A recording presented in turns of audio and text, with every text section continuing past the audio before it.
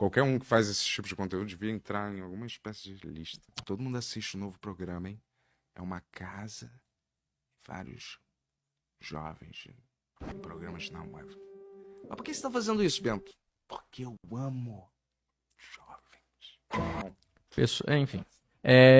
Então, Mas eu não sei se você quando viu eu o que tava aconteceu comprando, com... cada um tem o Batman que merece, né? Parece que o Falcon é o nosso Eu não sei se... Batman justiceiro da vez. Mas Né? enquanto ele tava fazendo essa investigação toda e tal, ele seguiu uma série de páginas. Eu não sei se você viu isso.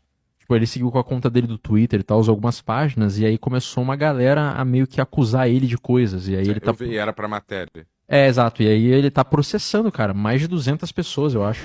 Parabéns, ele foi justiceiro. Eu tento fazer isso aqui com outros, mais ou menos. Mas você viu o que ele falou aí nesse final? As pessoas que foram processadas, se elas foram, elas podem fazer uma doação de R$ 250 pra uma das instituições e mandar o comprovante, um pedido de desculpas que já era. Já era, legal. Boas ações. Sendo comigo não ia rodar assim. Né?